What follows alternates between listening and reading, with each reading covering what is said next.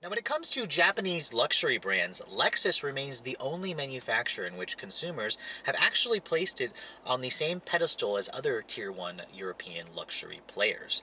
Now, when it comes to a high-performance super sedan, the company is relatively new to this, having only entered the market in 2008 with the original ISF. Now, this week I'm testing the third model to enter the portfolio. Let's take an in-depth look at the 2016 Lexus GS F.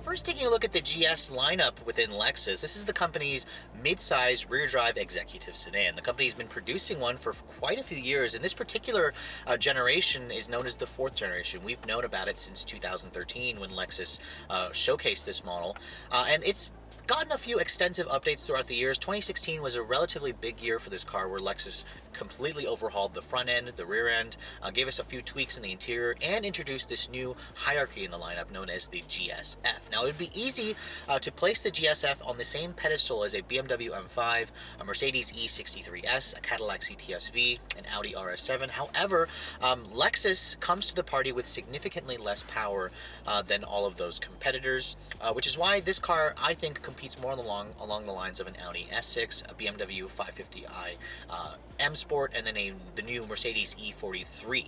Now, talking about the design of the GS F, it gets the familiar F treatment in the front end. You have the same mesh finish grille with the huge spindle that dominates.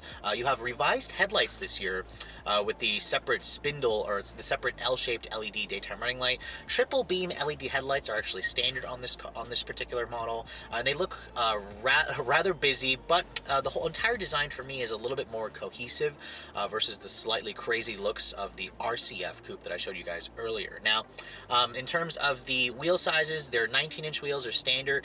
This particular one has an optional hand-polished wheel. They look fantastic. They're staggered. They're 255 up front, 275 at the rear on Michelin Pilot Super Sports when you buy this car from the factory.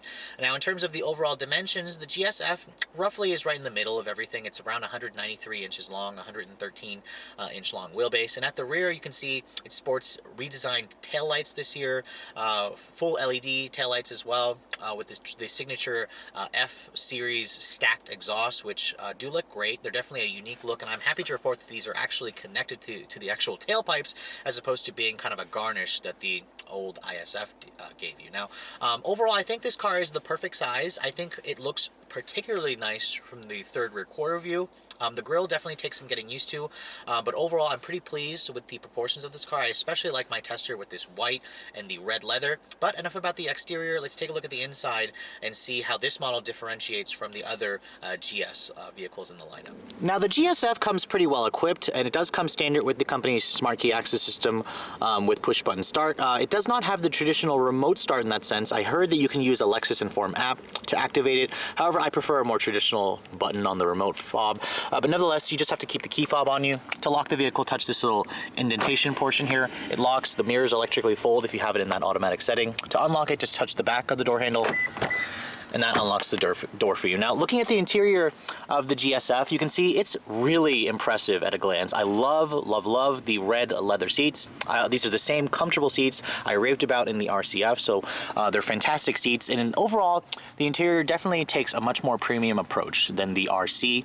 This is the midsize offering, so it's not a surprise to me that Lexus gave this car a much nicer interior. Now, stepping inside the vehicle, it does sit a little bit lower than the standard GS. You kind of expected that, but you know, it's a really great fit, and the visibility in here is really good. Nice big mirrors, nice slim pillars and stuff. I mean, it's a really easy car to live with on a day-to-day basis. Now, shutting the door sounds pretty solid when it shuts. I wouldn't expect anything less. And to start the vehicle up, just put your foot on the brake and then push the button here to fire it up. And of course, it makes the same lovely noises that the RCF makes. It's the same V8 engine. Now this is the normal setting. This car always defaults to normal every time you shut it off, which kind of annoys me. Switch this controller over to the right, it goes into sport. And unlike the CTS-V, this car actually doesn't have really a rev limiter, so you can rev it up to its 7,000 RPM Redline while you're in park. It's a fantastic sounding motor. Now, looking at the interior, you can see this is the standard interior that I showed you in that GS 200T earlier this year. A couple differences. You have the suede stitching with the blue contrast on the upper part of the dash. Everything in here is soft touch. You have some genuine carbon fiber trim. It's all soft touch down here. Really love the traditional volume knob, tuning knob. Your climate controls down here. Your heated and ventilated seat controls are down here, along with more carbon fiber. The door panel material, it's soft touch on the upper part here, more carbon fiber, some aluminum look trim, some more suede, some red stitching. All four of the windows are one-touch automatic. You expected that. The windows also do kind of a slow down and a soft close before they close, so it's a really nice detail that Lexus gave you. This is the same steering wheel as the RCF. I think it could be better. I would like to see maybe a flat bottom wheel design, but the bolstering is nice. The leather feels good.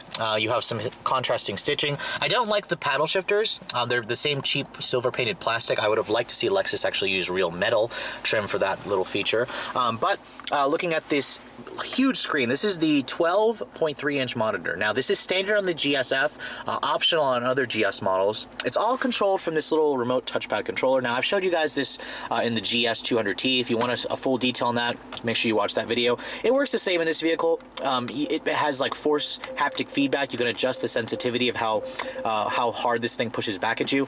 When you push the map display, you can see huge 12-inch display, which is actually, this is the older Toyota map display, which actually it looks fine in this car because the screen's so big. I mean, I would like to see Lexus eventually move past this, but for now, I think this looks fantastic.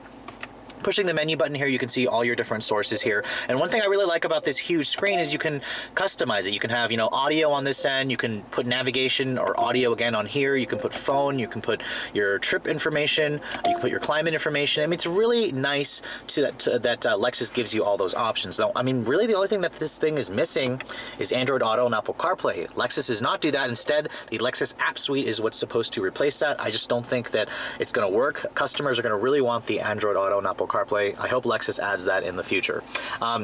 Coming down to the rest of the center console here, I really don't like the fact that this is raised up. I wish that it was sitting flush, but I guess it's just the design of the center console. This is the lid for the cup holders, which are also in a really good position. This controls the 8-speed automatic, same transmission from the RCF. It's a really great transmission in day-to-day driving. When you're driving the vehicle aggressively, it can get confused and a little bit slow to shift. Your parking brake is actually buried down here, just like the 200T. It's an automatic function, which automatically turns on and off whenever you put the vehicle into gear. This controls your gear selector here, or I'm sorry, your drive mode selector for the transmission. It has an eco, normal, and a sport sharp. This controls your torque vectoring differential, which I showed you in the RCF. When you push that button, you can cycle between slalom or track or standard. This is really all when you're on the track. I didn't really find too much of a difference on the street, but then again, we're in the middle of December here and it's 26 degrees outside on summer tires, so I'm not going to push this thing too much. Putting the vehicle into reverse, you do have a backup camera that's standard. It has trajectory, it has parking sensors. I'm surprised it doesn't take up the entire screen, but it's nice that Lexus at least gives that to you. It's a decent size. A backup camera, there's no 360-degree camera like some competitors, so Lexus is lacking a little bit there. The center console here, it's a decent size. I like the fact that the armrest adjusts. Your USB and power outlet is down there along with an aux port. This standard size sunroof is standard, of course. There's no big pano roof option, so that's a little bit disappointing. And then looking at the glove compartment here, it's a good size. It's damped, lined with felt. But overall, I think the interior of the GS has definitely aged very well. And Lexus really just needs to add a couple of tech features in this car to really elevate it. But overall, I'm pretty pleased with the cabin of the GS F. Checking out the back seat of the GS F, you can see it's a roomy environment. More space than a lot of its competitors in this segment. Now stepping inside, great step-in height as well. The floor is nice and low. There's plenty of foot space underneath here. And shutting the door, The door sounds pretty solid. You have the same soft touch materials with the carbon fiber, the suede, some storage right here, which doesn't look like this is an ashtray, thank goodness, and then the same one-touch windows. Now back here, you do have rear seat vents, but no separate climate control. There's no like 3-zone like some competitors. And when you fold down this armrest here, you do have some nice storage, more cup holders right here. The seat has a pass-through, but no, they don't fold down. So again, this car is lacking in terms of the functionality. And the rear seat is just really shafted. No heated rear seats, no retractable sunshades here. And I think that Lexus really should have included that, especially on this high-end GS F model. Now, popping the trunk of the GS F, it doesn't offer an automatic trunk feature like, again, some European competitors, but you can see the trunk is massive. It's like 14.5 cubic feet of space, huge opening, wide, deep. So even though the seats don't fold, you do have that nice plus when you guys go for this car. Now, of course, being a high-performance model, it doesn't have a spare tire. It just has a little bin underneath here with a fix-a-flat kit. So you're going to be calling roadside assistance if you do get a flat tire in this car.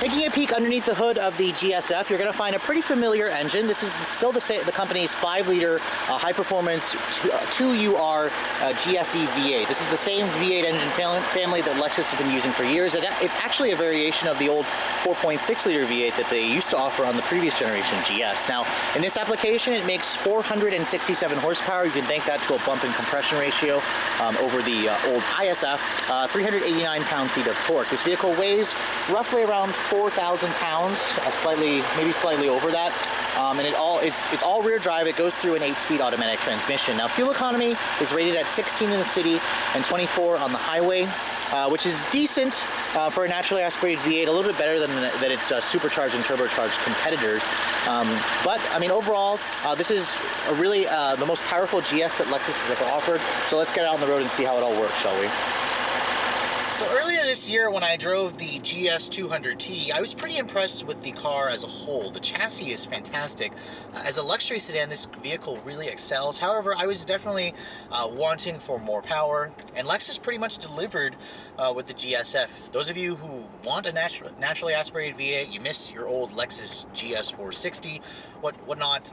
This is basically the car, you know, that's supposed to appeal to you, and it's a phenomenal engine. I mean, the V8 makes all the right noises, and initially I'm noticing the car, you know, rides great, despite the fact that this is a performance car, performance luxury sedan. It has a very comfortable, smooth ride. This is just an amazingly easy daily driver. But how does it feel when you get out on the road? Let's switch it over to Sport Sharp and see how it does.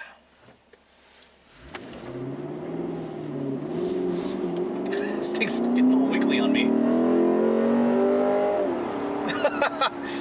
Alright, so keep in mind, the temperature is about 26 degrees outside, and the car has Michelin Pilot Super Sport summer tires on it, so I'm going to go a little easy on the accelerator because these tires are cold. They do not like the cold, so we're going to take it a little easy. However, initially, I love the way the GS F drives.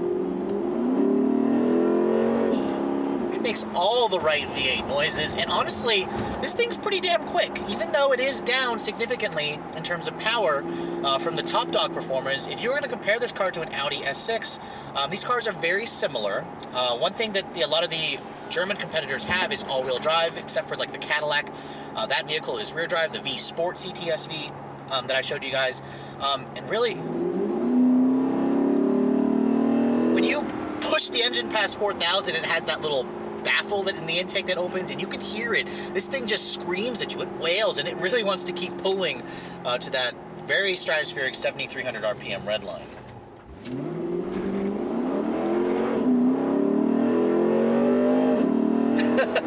No, I'm having trouble getting some traction, but this thing's pretty damn quick. When you get it all going, this car should get to 60 in around 4.5 seconds, which is honestly amazingly quick. About the same time as a lot of its competitors. I mean, honestly, the all-wheel drive Audi S6 will still smoke this car. That's like 4 seconds. However, it has that all-wheel drive grip.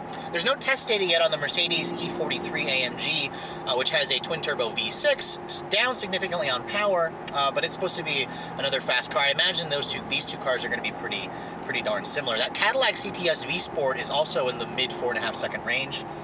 So this is a phenomenal driving car. Now, when it comes to the handling and the steering, this is where the car has its ups and downs. The handling of the car is fantastic. It's the steering that lets it down. Going through this sharp corner, I've got it in sport sharp setting, and the front wheels just aren't really talking to me. The steering's not transmitting the road feedback that I'm looking for, and that's something that Cadillac has really nailed with the new, CTS chassis. This car's just a little bit too numb for my taste. Now, the brakes are fantastic. These are high-performance 6-piston Brembos, and you heard that the transmission will blip the throttle when you get hard on the brakes. It's a great experience. Oh yes. That's wonderful. That's absolutely wonderful. This thing drives brilliantly, and it's amazing because driving the RC F in this car, almost night and day in terms of the handling. This car's chassis is just much better put together. It's all one piece as opposed to a hodgepodge mismatch of 3 different cars. And it's fantastic. And even though this is a high-performance sedan, I said earlier, the ride is great. The seats are comfortable. The visibility is good. This car comes standard with Lexus's Safety System Plus, so it has full speed range adaptive cruise control with pedestrian detection. It'll hit the brakes for you automatically if you're not paying attention. It has active lane keep assist, lane departure warning. I mean, in terms of the tech and the performance, this car really has all the boxes checked for me.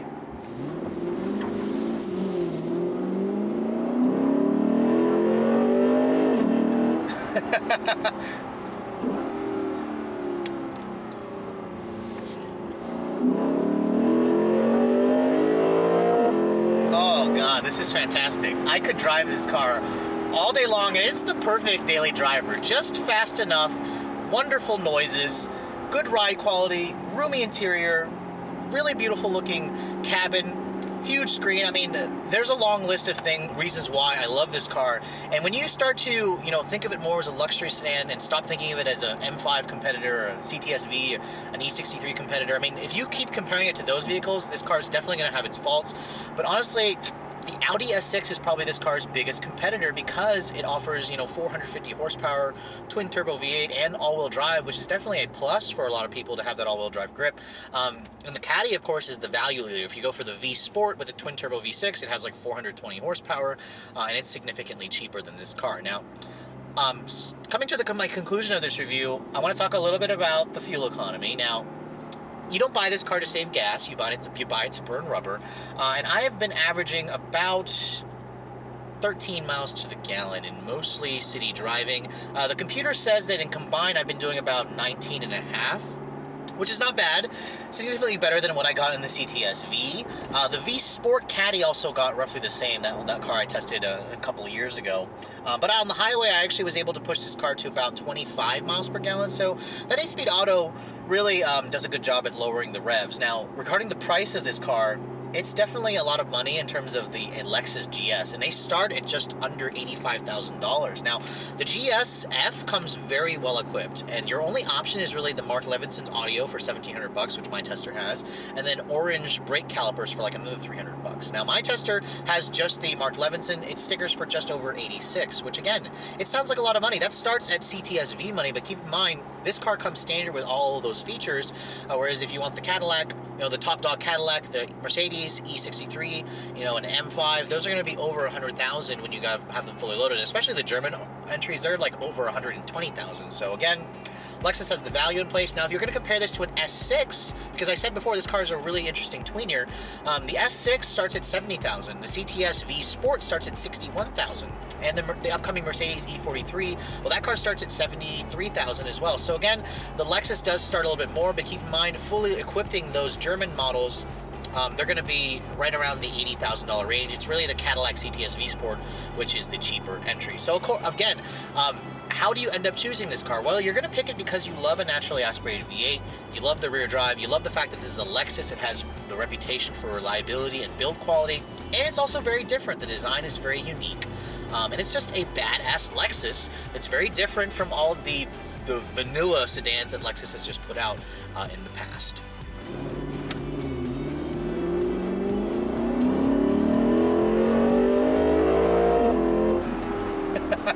But anyways, with all that said, I hope you guys have enjoyed my full overview of this 2016 Lexus GS F. If you're in the market for a not quite super sedan, but just something with a V8, something that's fast. I mean, the Audi S6, the CTS-V Sport, and the upcoming Mercedes E63 are definitely really great competitors, really great choices.